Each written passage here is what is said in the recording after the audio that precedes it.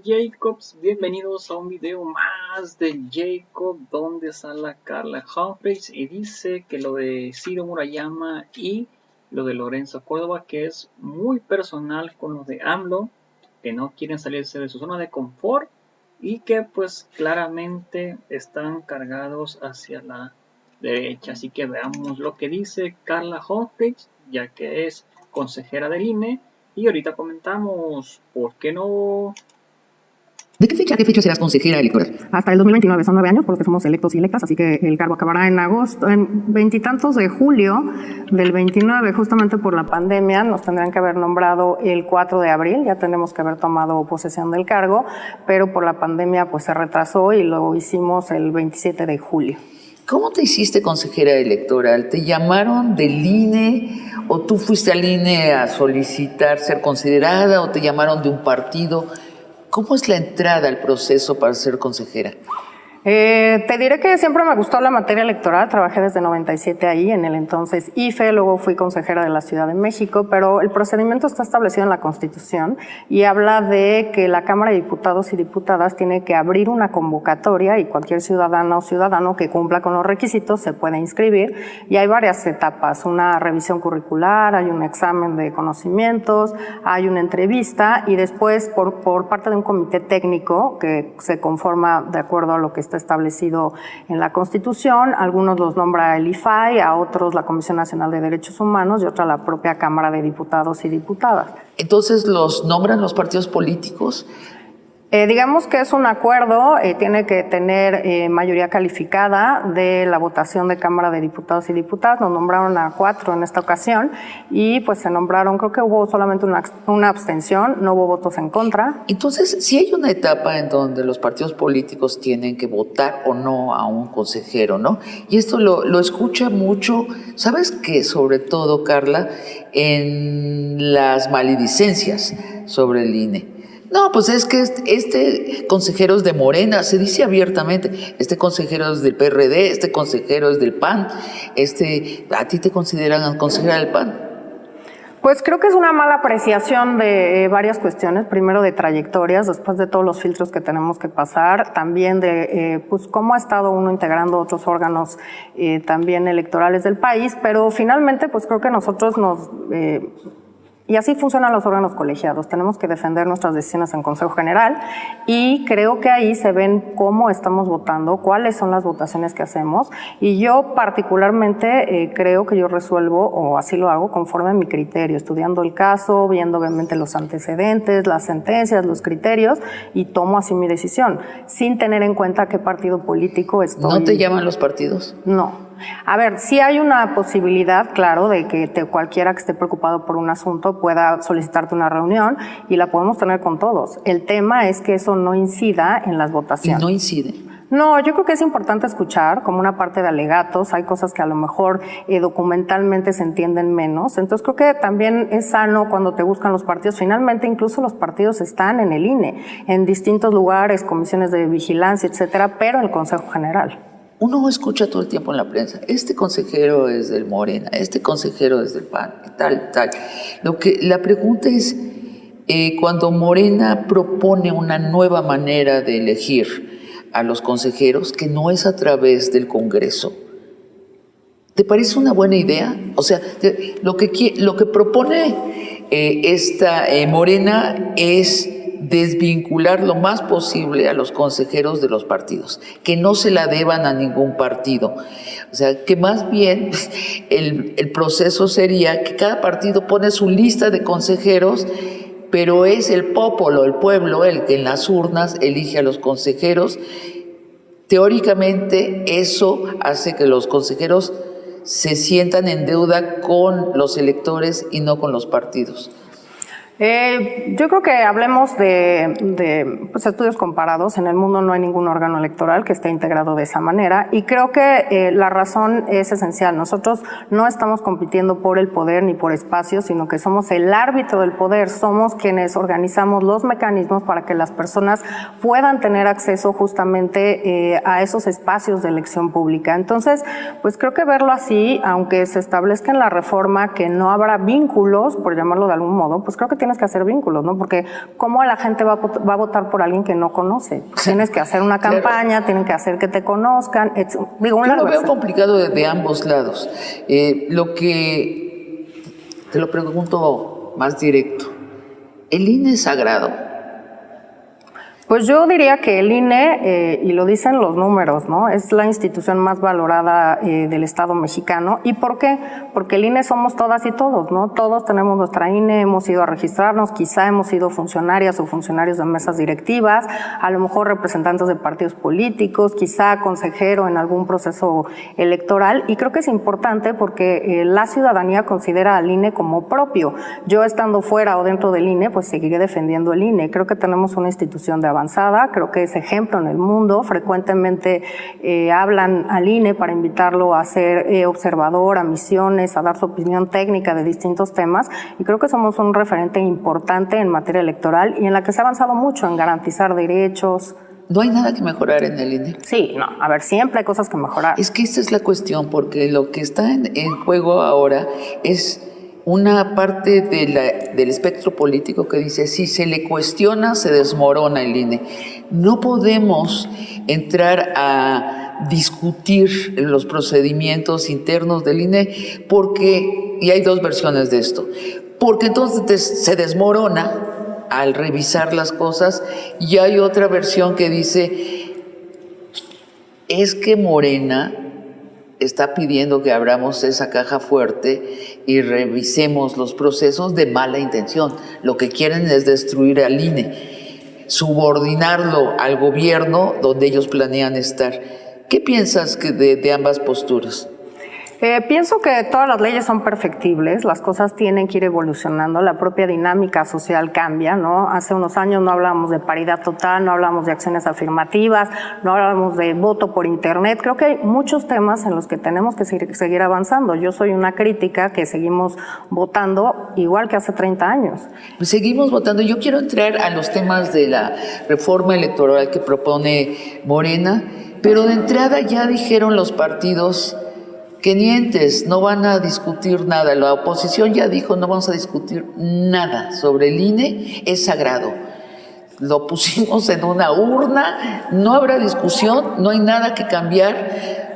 No queremos, Morena tiene mala intención, acá tuvimos un debate con un representante de la oposición y otro de Morena, y fue muy claro, decían, tiene mala intención Morena.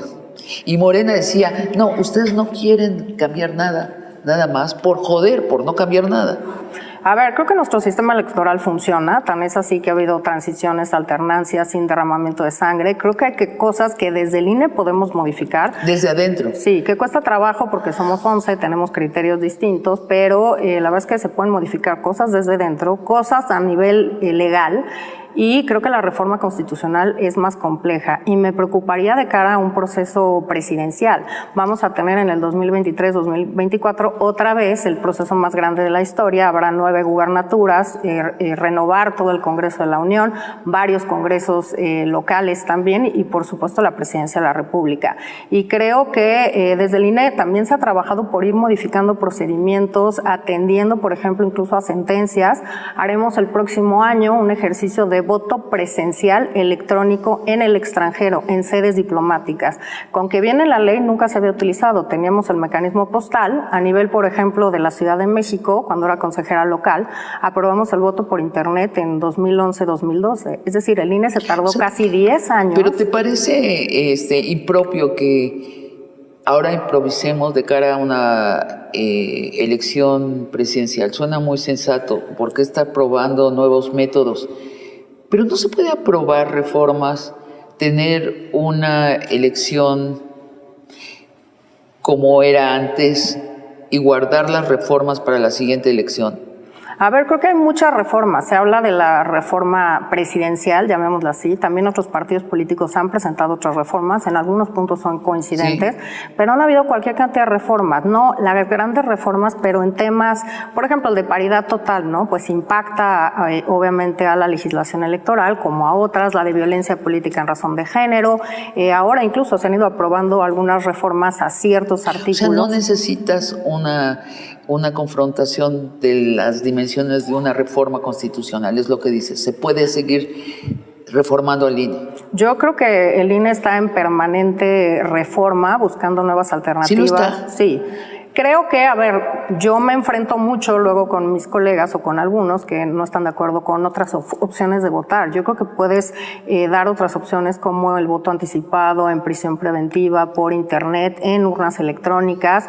Creo que sobre todo la juventud y por la pandemia, pues están ejerciendo sus derechos y su vida de manera distinta a la que lo hacíamos hace 30 años. ¿Por qué no abrir estas opciones para que más gente pueda participar? Pues yo te quiero preguntar, ya que desacralizamos al INE y decidimos que sí podemos hablar de cambios, hablar más de los cambios que necesita el INE para ser más efectivo, para representarnos mejor a los electores, pero te pido que lo hagamos luego de una pausa. Tenemos un... Te voy a hablar de los momentos en donde se percibió que el INE no fue claro en sus resoluciones, para que nos expliques qué pasó en ese momento. Me refiero primero a la candidatura de Salgado Macedonio. Salgado Macedonio era candidato de Morena a ser gobernador de Guerrero.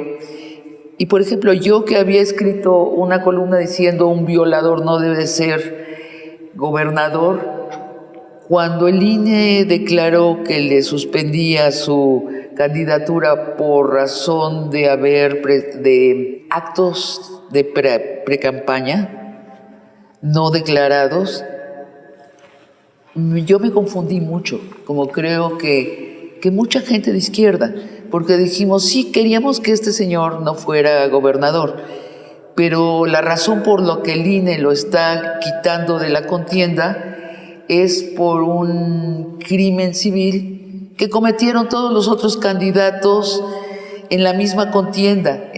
Es decir, decía Adriana Favela, la consejera electoral, decía que cualquier persona que no haya presentado sus reportes de campaña debería cancelársele el registro. Y de hecho, la única persona que presentó su informe de campaña en Guerrero fue el candidato Redes Progresistas.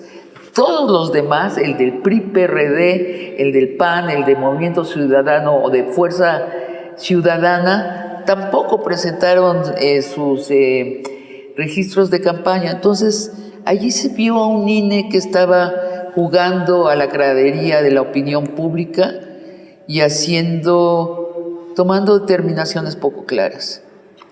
Bueno, comenzaré por decirte que un tema que me parece relevante, aunque el INE se creó a partir de la reforma constitucional del 14, un sistema nacional electoral, hay autoridades locales con competencia en elecciones. ¿Qué quiero decir con esto? El caso de las candidaturas a los cargos locales las llevan las autoridades locales.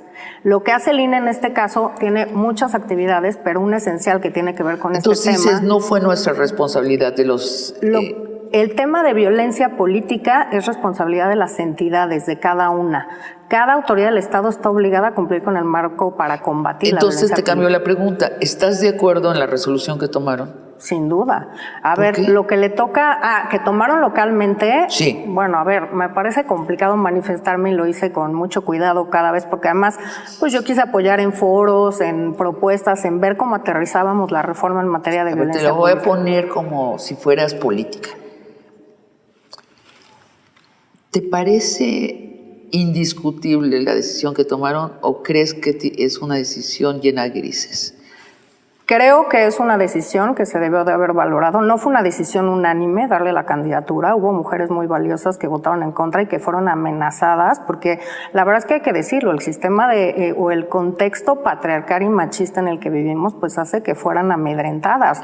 Nos lo contaban ellas en las conferencias antes de sus sesiones. Sí. Y creo que además, pues también se basa en un sistema o en un país en el que con casos el porcentaje de impunidad en nuestro país ronda el 97%. Yo estoy totalmente de acuerdo y además en los WhatsApps de Morena y de los simpatizantes de la izquierda circulaban conversaciones de mujeres que afirmaban que el señor las había atacado. Lo que me refiero es un árbitro que dice, bueno, lo vamos a quitar de la contienda no por las razones verdaderas, sino por unas inventadas. A mí me parece peligrosísimo eso. A ver, primero, no fueron inventadas porque está en la ley. Esa ley que aprueban las y los legisladores. Viene claramente establecido que si no presentas tu informe de gastos de precampaña, esa es la sanción. En los casos que señalabas, sí, tienes razón, en un primer momento hubo varias personas que no presentaron. ¿Qué hicimos? Como en el caso que me comentabas, abrir un procedimiento especial para darles garantía de audiencia y que lo pudieran presentar. ¿Por qué? Porque y a Salgado Macedonio. También. También. Y no lo presentó.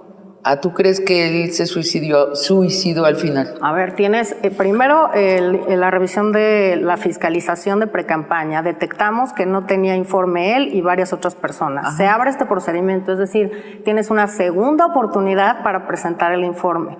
Él alegaba que no había hecho gastos de precampaña. A ver, yo por supuesto estimo mucho a la consejera Favela. Ella argumentó en Consejo General que solamente habían sido 19,000 pesos. No, la acción fue no presentar el informe. Lo que hizo el INE fue acreditar que esta persona, como otra que también se quitó la candidatura, había tenido actividades de precampaña que tenía que haber reportado a la autoridad. No por ese monto. Yo hoy sigo sin saber cuánto se gastó en esa precampaña. Entonces tú dices, él al final se colgó a sí mismo, se fastidió del proceso y se salió. Pero fue un momento, coincidirás, en que hubo una gran confusión.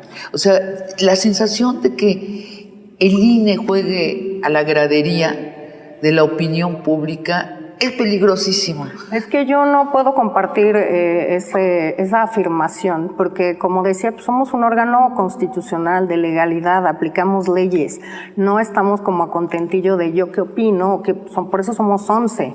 Y creo que la diferencia es importante, competencial. Al INE en ningún caso le hubiera tocado resolver sobre el tema de violencia de género, que pues hay varias denuncias presentadas contra esta persona. Eso es materia local. Nosotros en ningún caso tenemos competencia para juzgar ese tema. ¿Qué sí pasó? Que en el tema que sí tenemos competencia, pues algunos incumplieron y hay una consecuencia establecida en el artículo tal cual. Quien no entregue su informe de precampaña se le retirará o se le negará la candidatura. Pero, por ejemplo, en Michoacán también había gente que estaba mal exactamente en eso y no los retiraron. No, sí, también al candidato de Morena en esa entidad también se le retiró la candidatura. Y como tienes 13 candidaturas que sí cumplen con este criterio y entregan el informe del mismo partido político y 2 a gubernatura que no, pues es claramente un fallo partidista. La ley no la hacemos nosotros, la aplicamos. Más recientemente el INE se resistió a ser el árbitro de una consulta para la revocación de mandato, ¿no? Una consulta de revocación de mandato promovida por el presidente del país y pidió más dinero. Carla, esto de que el INE todo el tiempo hable de dinero, a mí como ciudadana me cae en el hígado. Tenemos una de las democracias más caras del mundo y que el INE objete a hacer algo por dinero, a mí me pone de muy mal humor. ¿Qué piensas de eso? Estoy absolutamente de acuerdo contigo. Yo fui justo de las que voté en contra de que suspendiéramos actividades, voté en contra de cualquier intento por no llevar a cabo la revocación por una razón muy sencilla. Está en la Constitución, es nuestra obligación, tanto la consulta popular como la revocación de mandato, hacerlas. Eso dice la Constitución. Claro. El INE organizará... ¿Y había dinero para hacerla? Mira, lo que pasó es que con la consulta popular, como se aprobó, nosotros tenemos que entregar nuestro presupuesto en agosto. De hecho, estamos en el proceso de integrarlo. Cuando se aprobó la consulta popular, pues ya habíamos mandado nuestro presupuesto. Mandamos un presupuesto adicional solo para la consulta. No se nos dio este recurso y, por supuesto, fuimos hasta la Corte. Al final de cuentas, se resolvió fuera de tiempo y lo tuvimos que hacer con economías.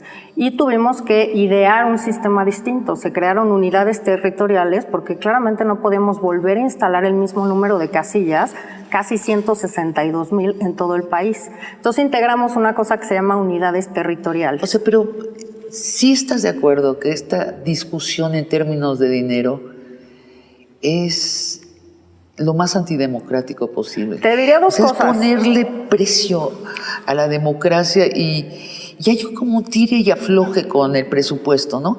Siente uno que ahí están en la cúpula en la cúpula, en la cópula, en las dos, que están allí, lejos de la ciudadanía, debatiendo sobre miles de millones de pesos y que no están hablando del espíritu de la democracia.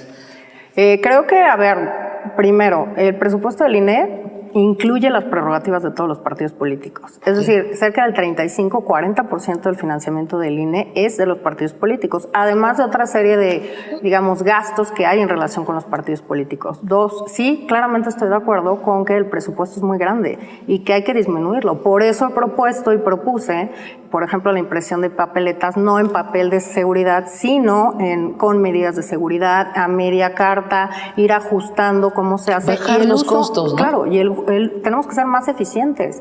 Si usamos la tecnología, pues podemos acortar procesos, ser más eficientes, llegar a cada vez Sobre más eso personas. te quiero preguntar, dentro de lo que propone Morena, está el voto electrónico. ¿Qué piensas del voto electrónico? Yo soy una convencida del voto electrónico. Te comentaba antes que lanzamos desde la Ciudad de México el voto por internet desde el extranjero. No hubo una sola impugnación a ese voto. No me digas. El INE lo hizo 10 años después, se tarda mucho en llegar. Yo cuando llegué de consejera local en 2006 ya me entregaron una urna electrónica. El INE seguimos con mi voto en contra, haciendo pruebas piloto. En la elección más grande de la historia instalamos 100 urnas electrónicas. Es decir, de las 162,000 casillas, solo en 100 utilizamos ¿Y qué es? ¿Miedo a lo nuevo? Estoy organizando un foro, por ejemplo, de voto electrónico. Tengo tantos compañeros en contra que es ¿Por no. qué? ¿Qué dicen? Unos. ¿Y cómo vamos a evitar los fraudes? Exacto. Se va a meter un hacker. A ver, desde su cuarto en un sótano, un niño de 15 años nos va a hackear la elección, eso dice. Entre otras cosas, o cómo voy a saber que un líder sindical no está viendo cómo Exacto. votan y obligándolos. Claro. Perdón, pues eso también pasa en papel. Pero además hay muchos países donde ya hacen voto electrónico. Le tienen miedo. Tienen miedo al cambio, Sí, nuestros políticos, hay una ¿no? resistencia al cambio importante. Sí lo veo en distintos de mis colegas que son temas paridad en gubernaturas. Para aprobar ese acuerdo, pues claro, primero tuvimos que llegar más mujeres, etcétera, y se aprobó el primero con 9 votos a favor y el segundo para las gubernaturas de este año con 7. Y escuchas unos argumentos en las sesiones que como propuse para tener una cámara, la primera paritaria, numéricamente, pues cambiar 2 fórmulas. Me acompañó otro par de consejeras y oías argumentos como, ¿cómo por un cromosoma vamos a cambiar una fórmula? Es fraude a la ley. Afortunadamente la sala nos dio la razón, cambió las candidaturas y hoy hay 251 diputadas porque un diputado renunció y tenía pidió licencia y tenía una suplencia de mujer. Pero sí hay una estructura... No, y ahora está pasando, el peligro es el contrario, ¿no? Que gracias a estas nuevas leyes, ahora nos están saliendo hombres trans desde abajo de las camas. O sea, en Oaxaca hubo, tú me corregirás el número, según recuerdo, eran como 8 hombres que jamás habían tenido ni siquiera tratos con el mundo de la diversidad y de pronto ya son mujeres trans. Me decía una amiga incluso que fueron a registrarse con corbata. O sea, esto es ya cínico, ¿no? Muy cínico. La verdad es que fue el proceso electoral en el que aplicamos mayores acciones afirmativas, 5. Antes solo había para pueblos y comunidades indígenas. Aprobamos para personas afromexicanas, para personas de la diversidad sexual, con alguna discapacidad y personas migrantes y residentes en el extranjero. Y quiero decir que creo que es un tema que tenemos que cuidar como autoridades electorales, pero también como ciudadanía, porque pues sí han habido muchos fraudes a la norma intentando hacer pasar a personas, por ejemplo, de pueblos y comunidades indígenas o sea, decir somos mujeres oaxaqueños. Exacto. Estos señores decían algunos eso. Claro. ¿Y entonces qué pasó? Pues tuvo que llegar hasta la... ¿Qué resolvieron? ¿Cómo van a hacer para que no nos salga trans, ¿cómo decirlos? Oportunistas. A ver, para usar la ley electoral en pro de las mujeres. En el tema, por ejemplo, de pueblos y comunidades indígenas, el tribunal dijo, no vale solamente con que tú creas que formas parte de esos, o tú lo digas, sino que tiene que haber alguna certificación, alguna constancia. Entonces se le llamó autoadscripción calificada. ¿Por qué? Por los frecuentes fraudes a la norma respecto de hacerse querer pasar por integrante de un pueblo o comunidad indígena. ¿Y cómo qué tendrían que mostrar? Por ejemplo, establecimos en el acuerdo del Consejo General que la autoridad, por ejemplo, del pueblo o comunidad tenía que reconocer que eras de la comunidad o que habías hecho tequio, trabajo en la comunidad o que pertenecías o varias formas de acreditarla. Y luego todavía como instituto tenemos que ir a buscar a la autoridad del pueblo originario a preguntarle si había firmado esta constancia. Nos dijeron de todo, desde no es mi firma o sí es mi firma pero no es el contenido, luego nos cambiaban la versión y decían que sí eran. Entonces creo que en este tema tenemos que ir de la mano con la ciudadanía. Si yo sé que una persona, por ejemplo, no pertenece a la diversidad sexual y quiere una vía de entrar a un cargo de elección popular, tiene que demostrar que hay una historia. En el tema de diversidad sexual es más complicado, porque es violatorio de derechos humanos pedir que alguien te compruebe que pertenece. Pues mira, aquí sí, pues tenemos que ir de la mano de partidos y de ciudadanía que expongan los casos que se está intentando violentar la norma, que se quiere accesar a un cargo utilizando una acción afirmativa, pero es muy complejo. Es muy, muy complejo. Lorenzo Córdoba, presidente actual del INE, quiere ser candidato a la presidencia del país por la derecha. Pues yo creo que uno de los temas más importantes es que nosotros somos árbitro electoral, que no estamos para debatir con el poder ni con los partidos. Lo que tenemos que decir lo decimos en la mesa del Consejo General, porque pero con no base en acuerdos sin resolución. Ellos no. Carla. Él no. O sea, sí, Lorenzo Córdoba. Yo no estoy de acuerdo con eso. Parece candidato. Yo no estoy de acuerdo con el protagonismo, no estoy de acuerdo con estar enfrascados en una lucha por el poder. Frecuentemente les digo, bueno, mañana, luego quéjense, pero esto que están haciendo hoy pues va a tener una repercusión mañana. Yo creo que nuestro espacio es la mesa del Consejo General, punto.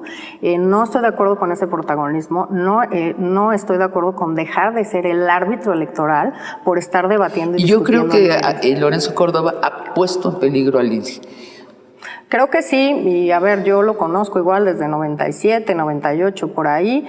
Es alguien a quien pues nos ha tocado coincidir en muchos momentos, pero, y se lo he dicho a él, yo no estoy de acuerdo con ese protagonismo, no estoy de acuerdo con que estemos enfrascados. Nosotros, digamos... Es un tú con una fuerza política. Nosotros estamos para organizar los procedimientos por los que se llega al poder, pero nosotros no somos el poder, no estamos en el poder y no tenemos por qué discutir con el poder. Entonces no estoy de acuerdo con ese protagonismo, no me gusta, creo que el INE no debe estar en ese enfrentamiento permanente, porque nosotros no tenemos que ver con el poder, organizamos cómo se accede al poder, con base en nuestras leyes. Pero ha habido un franco desbordamiento de la figura del INE, parece ser la oposición, de hecho han salido artículos, tú los habrás leído, que dicen la verdadera oposición es el INE. Y dices, bueno, entonces tenemos un problema porque se nos puede hundir la democracia.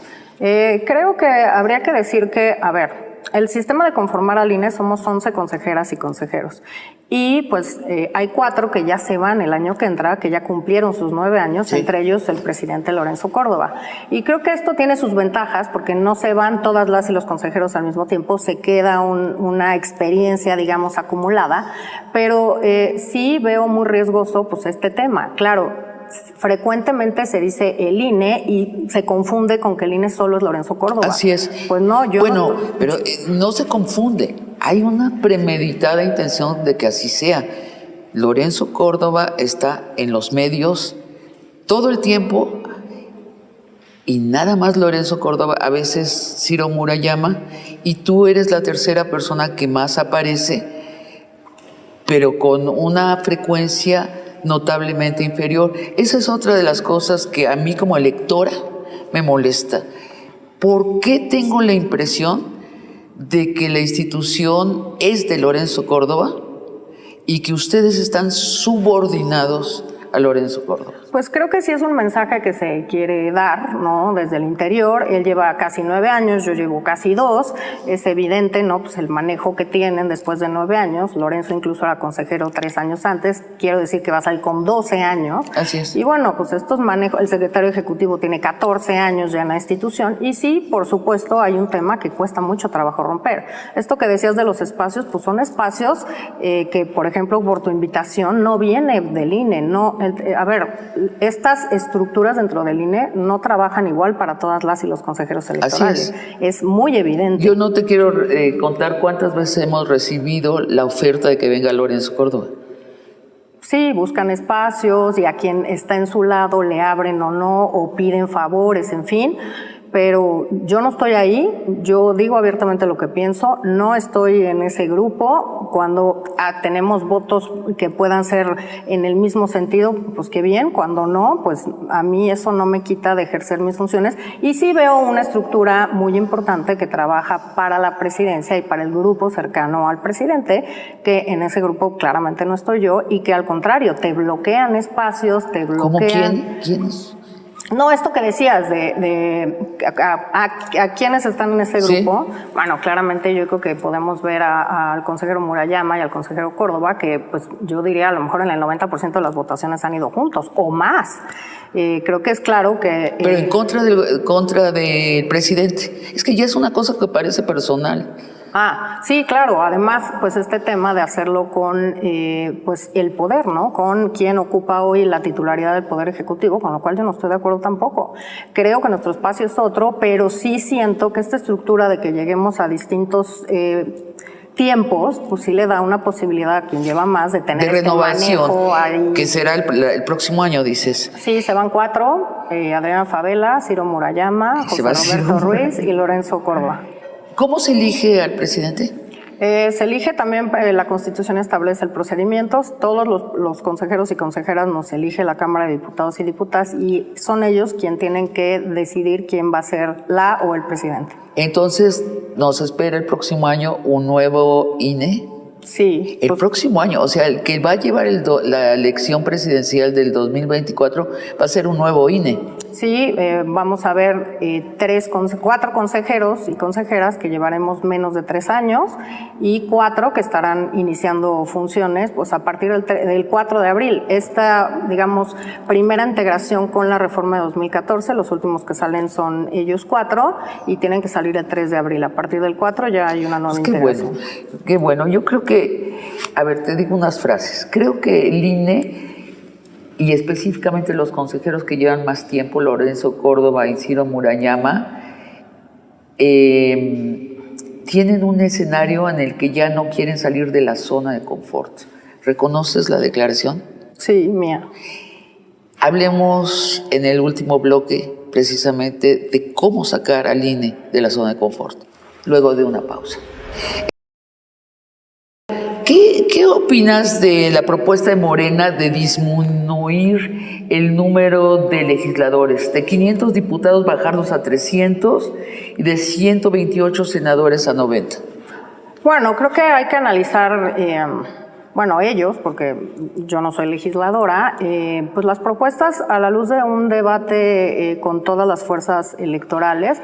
Creo que es importante saber por qué estamos hoy en este número, cómo ha ido esta historia avanzando hasta llegar a tener ahora 628 legisladoras y legisladores. Creo que es importante ver cómo se abre cabida espacios a personas que pertenezcan incluso a grupos en situación de discriminación. Claro. Pero creo que hay que hacerlo con cautela, ¿no? Se habla también, por ejemplo, de disminuir el financiamiento a partidos políticos. Sí, ¿qué piensas? A ver, yo te diría, bueno, depende qué queremos. Cuando se les otorga el financiamiento era para tener una base igualitaria en la cual pudiera competir y sin ese dinero, sin ese financiamiento no podríamos tener un país conformado pluralmente porque no había forma de competir. Por ejemplo, que no se puedan adquirir espacios en radio y televisión por partidos políticos. Claramente los partidos donde más gastaban, casi el 60% de sus gastos de campaña se iban a espacios de radio y televisión. Y había medios que si estaban a favor con una candidatura, a lo mejor te vendían el espacio en $1 peso y con los que no estaban de acuerdo el mismo espacio a la misma hora en 150 pesos. Y además había una cosa que se llamaba bonificaciones y pues que eso se tuvo que pasar, pues que se prohibieran. Eran aportaciones de empresas que están prohibidas por nuestra legislación. Híjole, es que es donde empiezas a enojarte, cuando empiezas a oír de dinero. Después resulta que el 60% del dinero de la democracia va a dar a los bolsillos de Ricardo Salinas Pliego y Díaz Carragallán. Entonces dices, pues feliz democracia, o sea, que enriquece a los ricos. Eso a partir de 2007 ya no se puede y fue un gran tema de debate, incluso cuando se implementó esta reforma en 2007, que los partidos ya no pudieran comprar espacios. Son tiempos del Estado en radio y televisión y el INE lo que hace es generar las pautas, ver con los medios que se transmitan, hacer el monitoreo. Sin embargo, sí te diría respecto al financiamiento, depende qué queremos. Y creo que un tema, por eso mi declaración de la zona de confort, es que, por ejemplo, en la fiscalización, ya no queremos o queremos ver solo la forma y no el fondo. ¿Y a qué me refiero? Por ejemplo, no estamos viendo el dinero en efectivo que se utiliza, el dinero del crimen organizado, el dinero de actividades ilícitas, y creo que eso se pasa por atrás. Hay muchos temas, por ejemplo, a nivel internacional, el Grupo de Acción Financiera, que tiene estándares 40 contra recomendaciones para combatir el lavado de dinero, no ven el lavado de dinero en elecciones. Hay una serie y hay muchas cosas que no se quieren hacer. Bueno, tuvimos un presidente que fue elegido por una televisora, ¿no? O sea, fue el resultado de una campaña hecha por Televisa. No es ningún misterio, Enrique Peña Nieto. Todo eso no está declarado, todo ese dinero que se gastó allí no está declarado en ninguna parte. Es decir, como electora yo me siento timada continuamente por la clase política, no especialmente por el INE, por todos. Pero digo, el INE es el árbitro.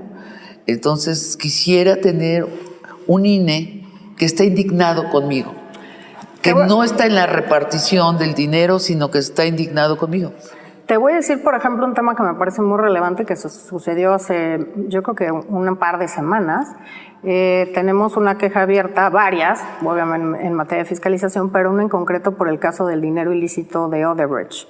Y estamos sustanciando la queja. Cuando llegué, pues la respuesta era, no se puede hacer nada porque no nos dan información. Entonces pedí en Consejo General y en varias comisiones que se buscara la ruta jurídica para accesar a esa información. Finalmente conseguimos que la Sala Superior dijera, Fiscalía General de la República, entrégale la información al INE. ¿Y qué hicieron? Se fueron a la Corte y pues hubo desafortunadamente un fallo que le otorgó la suspensión para que no acatara la sentencia del Tribunal Electoral, que es la máxima autoridad en materia electoral y que la Corte no tiene competencia en asunto de fondo en materia electoral. Le otorgaron una suspensión. ¿Qué quiere decir? Que nos están limitando la información para poder resolver las cosas. Claro, nosotros tenemos que pedir la información de otros entes para poder investigar y sancionar. Finalmente, esto pues cualquier cosa que se quiera impugnar del INE va a la Sala Superior. ¿Qué tenemos que hacer nosotros? Tener todos los elementos que sustenten que se cometió un ilícito y sancionar, por ejemplo. Esta cosa de la corrupción de la política mexicana parece interminable. Bueno, pasemos a a una parte más optimista. Tú también has dicho que el INE debería estar intentando potenciar el número de electores. ¿Cómo? Pues creo que, por supuesto, es de ida y vuelta, pero el primer tema es que se dé a conocer la información de candidaturas, de los procesos. Ahora, por ejemplo, pues podremos estar votando en consultas populares cada año, puede haber consulta popular, además de las elecciones, y cada 6, una revocación de mandato. Fue ahorita y a los 3 años de la siguiente presidencia, pues podría haber una revocación de mandato. Ay, es que sería fantástico. Yo tengo ya marcados a todos los gente que fue elegida, que se merece que hagamos una revocación de mandato y se vaya. No cambiaría totalmente el país si podemos quitarlos de los puestos cuando no nos cumplen. Hay incluso legisladoras que llegaron a sus puestos por otro partido, o sea, que llegaron por la izquierda y están en la extrema derecha. Eso es una burla a la democracia. Yo creo que eso nos desgasta mucho a los electores. Y no se combina eso muy bien con el voto electrónico. ¿Cómo es en otros países? ¿Es más fluido la revocación de funcionarios? ¿Es con más tranquilidad se quita a funcionarios y se ponen a otros? Primero diría que en México es una figura nueva. Y que además también está aprobada para las gubernaturas de los estados, que todavía no hay ninguna que lo organice, tiene un procedimiento de recabar firmas, etcétera. Digamos, ya se podría implementar para la presidencia, pero también para gubernaturas, que están obligadas también a legislarlo. Y a nivel de votaciones, pues depende cómo se vayan construyendo los sistemas electorales en el mundo. Justamente la semana pasada recibí una invitación de la Embajada de Suiza, están haciendo foros mundiales sobre democracia directa. Decía justamente el embajador que votaban alrededor de 4 veces al año, que es algo como muy normal para ellos. ¿Pero desde su celular?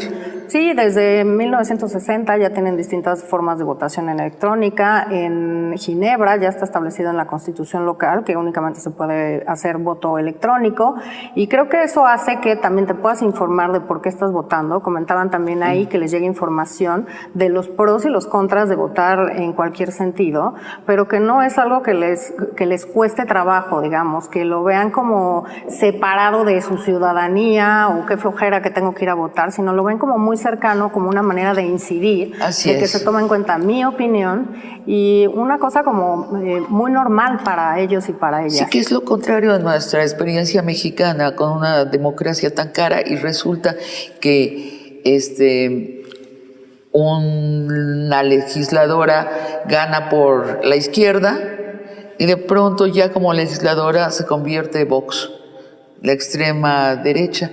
Es una burla a los electores la idea de que uno podría tomar su celular y votar, y que sea una mayoría de votos si se le destituye o no. Cambia totalmente el espíritu. Siento que nuestra clase política es cínica respecto a esto de las permanencias en los cargos, y por otra parte, este terror que le tenemos a la reelección por el mismo corrupción de la clase política nos impide capturar la experiencia. Por ejemplo, no podemos reelegir legisladores. Sí, ya podemos reelegir a legisladoras y legisladores, a presidencias municipales, a alcaldías, por ejemplo, en la Ciudad de México. En general se pueden quedar hasta 12 años. Igual. Eso es muy bueno. Ahora, el tema es que creo que quedó mal regulada la figura. Y aquí hago referencia a alguien pues con el que trabajé, Alonso Lujambio, que decía que la reelección servía para perfeccionar, digamos, para profesionalizar a legisladoras y legisladores. Sí, claro. Pero también para que trabajaran de modo más directo con la ciudadanía que los había votado. Y pues la reelección, a mi juicio, se quedó a medio camino, porque son los partidos políticos los que tienen que postular a quien se va a reelegir a un cargo. Y aquí vemos incluso, y lo digo así de claro, temas de violencia política. Muchas de las mujeres que incidieron en acciones afirmativas, en paridad total, en una serie de reformas importantes, hoy no están en el Congreso de la Unión. ¿Por qué? Porque los partidos dicen, ay, tú eres una revoltosa, siempre me estás armando estos temas y por tanto no te voy a proponer para reelegirte. ¿Qué quiero decir? Que entonces la fortaleza del o el ciudadano que quiera volver a votar por una persona para que pueda ser reelecta, pues no es ese poder, porque pasa por una decisión popular de los partidos políticos para determinar a quién se iban a reelegir y a quién no van a reelegir. Carla, pues todo esto no lo vamos a discutir en el Congreso, porque resulta que la oposición decidió que va a vetar todas las reformas, las iniciativas de reformas constitucionales que mande el presidente. Y entonces no lo vamos a discutir. ¿Tú crees que nos merecemos discutirlo? Yo creo que poner a debate cómo funciona nuestro sistema, nuestra democracia, nuestro país, pues siempre es algo que vale la pena, ¿no? No podremos tener un sistema igual que hace 30 años si no garantizáramos ahora el cumplimiento de paridad, acciones afirmativas, tecnología aplicada a elecciones. Como ya lo dije, y lo dijiste muy bien, el tema de corrupción. Creo que hay muchas cosas que desde el INE también se pueden hacer, pero como país tenemos que revisar muchas cosas. Sí, combatimos corrupción, pero los casos se quedan en la impunidad, pues entonces no estamos combatiendo nada. Y entonces hay este tema de que, pues, total, pues yo también me corrompo, no yo, me refiero, por ejemplo, a la clase política, porque no hay consecuencias jurídicas a estos temas. Y creo que son temas que siempre se pueden debatir. Me parece un acierto, por ejemplo, que ya sea un delito la corrupción, solo que, por ejemplo, yo lo haría imprescriptible. Es decir, ¿qué pasa, no? Claro. Pues muchos quieren estar en las cámaras para tener un fuero y que no puedan ser perseguidos perseguidos o perseguidas, yo diría, el foro no aplica para eso, pero además tiene que ser imprescriptible. ¿Qué quiero decir? Que si en 20 años, en 30, yo demuestro que tú incurriste en un acto de corrupción por ABC, pues puedes ser juzgado y puedes tener consecuencias jurídicas aunque hayan pasado tanto tiempo. Sería lo lógico. Carla, yo te quiero agradecer, no agotamos el tema de lo electoral, de todo lo que tenemos que hablar, de todo lo que se puede mejorar, de todo lo que, bueno, de el gusto además de estar hablando sobre nuestra democracia como si fuera nuestra y decir esto puede cambiar, esto está muy bien, y que hayas roto, que estés rompiendo el mito del INE como oposición a una fuerza de izquierda y también el INE como una urna sagrada en la que no podemos abrir y asomarnos y todos los ciudadanos debatir. Te agradezco mucho esta conversación de largo aliento. Al contrario, gracias a ti, y además creo que el INE, como lo dije al principio, es de todas y todos, y tenemos que tener los ojos de las y los ciudadanos siempre puestos en el INE, siempre solicitando cosas, siempre impugnando las decisiones que parezca que no son claras, porque creo que justamente esto es lo que hace un instituto sólido y un sistema electoral sólido, la transparencia, la información, el que se puedan debatir temas y en que sigamos avanzando para incluir cada vez a más personas, garantizándoles todos sus derechos. Muchas gracias amigos y amigas, y los espero el próximo jueves en otra conversación de largo aliento. Bueno, pues ahí está Carla Humphreys, donde nos habla pues básicamente de lo que quiere hacer, que me parece se viene una renovación del INE, básicamente se va a ir Lorenzo, se va a ir Ciro, que prácticamente eran los cáncer del INE, pues que Morena prácticamente está, pues así que es hora de que empiece a actuar y empiecen a poner sus candidatos, que Lorenzo Córdoba y Ciro Murayama no quieren salir de su zona de confort y que básicamente le tienen pavor, pero pavor a los cambios, pero pues solamente es para pura conveniencia del buen Ciro Murayama. Así que ustedes qué opinan al respecto de esto. Sin antes mencionarles, si me pueden apoyar con estrellas que no afecte su economía, sea completamente fantástico, sea compartir. Entonces, con lo dorado le presionas y te van a aparecer opciones desde 50 hasta 130 estrellas, te lo agradecería muchísimo. Sergio CB, eso dicen y no les hacen nada. Isabel Odeje, saludos. César Carrillo, saludos. Mateo García, saludos, puras ratas saqueadoras del erario, completamente de acuerdo. Juan Alfaro Martínez, saquen unos saludos de línea, ratotas, Córdoba y Murayama son unas ratas. Alberto Vázquez, se tiene que defender de ellos, puras ratas. Hugo Aguirre, exhibida la consejera. Eduardo Daniel dice, todo lo que dice lo copia de Morena y lo dicen por decir, pero hacen otra cosa, completamente de acuerdo también. Alfredo Aguirre, así como te censuran Mentafena, Edmundo Rocha, acabaste con la carrera de Santiago Nieto. Gerardo Luis, Santiago Nieto no podría haber llegado al presidente y García, este señor está bien quemacoco, lo quieren revivir, pero como confías en alguien que oída unas piernas se les olvida un trabajo. Juan García, los corruptos son Lenchito y Mongolillo del Ciro. Adolfo Aguirre, ampliación del mandato para nuestro ciudadano presidente. Adolfo Aguirre, tenemos que reelegir a AMLO. Y Sergio Yáñez, saludos. ¿Y de dónde ustedes han visto que un perro se coge a un hueso con carnita de verdad? Que no saben que son funcionarios del INE.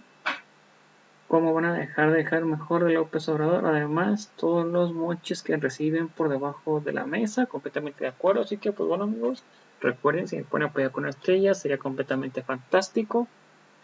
Les invito a si me pueden regalar un like en el video, un like en la página, comentar y compartirlo para que mucho más personas nos vean. Sería completamente fantástico. Los invito a ver nuestro siguiente video. Hasta la rato, bye, suscríbanse.